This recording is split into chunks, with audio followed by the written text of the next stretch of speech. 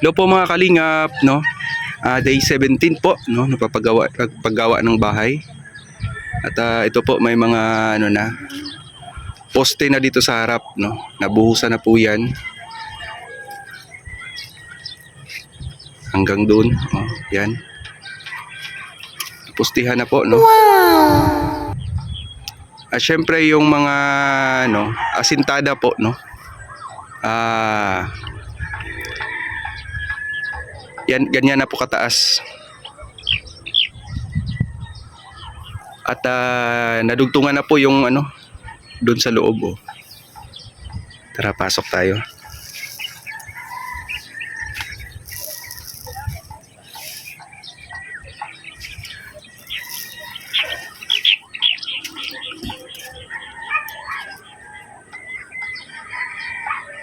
So, ito po yung gawa ng mga karpentero.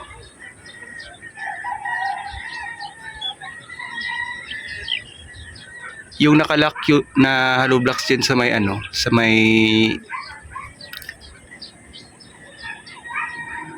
poste, no. Ay ano na po 'yan. Dugtong na po, no. Dinugtungan na po ng buhos. O ganyan na po yung poste diyan. At yung lock na hollow blocks, ganyan na po 'yun ang kataas, no.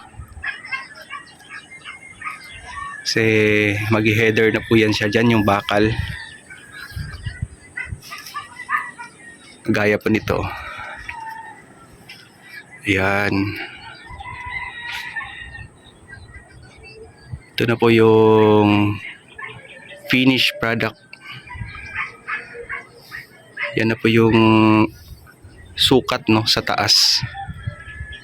At sa susunod mag-ano yan sila, magbiga na, no? Ganyan po kataas bago magbiga. At meron na po tayong nabili po ng mga materyales.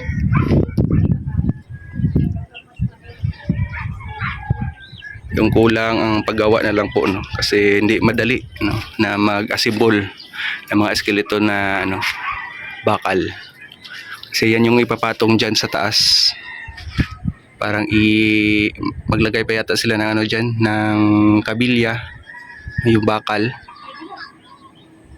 Naka-built in po yan dyan sa may ano, kabilang poste, no?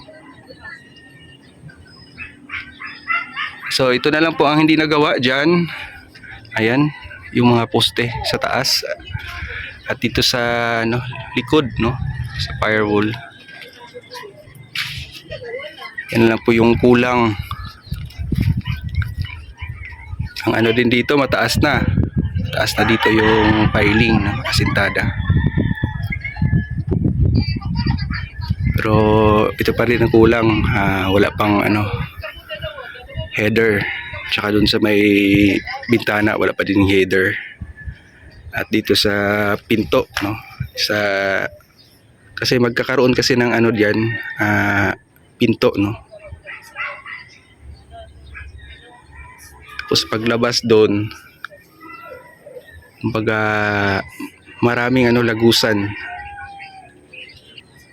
Kumbaga ano, kwarto, tapos may ano doon, relax area, no. So ito po, ito na lang po ang kulang diyan. Yung header at yung poste diyan, no, hindi pa nabuhusan. Pero dito na poste, ayan, dito sa gitna, no, ay tapos na po yan. So day 17 po, no. Ito na lang po yung mga kulang, yung pag-header sa kwarto, dyan sa may pinto, at saka dito pinto sa kwarto. Ito na lang yung kulang para makaproceed sa ano, sa pagbibiga. So yun lang muna po yung update po, no, sa pinapagawa na structural house. At shoutout po kay Ate Ethel, at maraming salamat po. Walang lote, walang bahay. Syempre kay Mami Inday, no. Kung walang Mami Inday, no, at sa mga tumulong, no, sa pagpagawa natin, no, ng structural house ay unti-unti po na umangat at ito na po, mataas na talaga. Unti-unti na pong nabuo na puzzle ang pinapagawa natin ng structural house. Maraming salamat po sa inyong lahat, sa Team Kalingap, sa mga viewers, supporters po ng Kalingap. Thank you so much po. Ingat po tayo lagi, no, mga Kalingap. At God bless po sa ating lahat.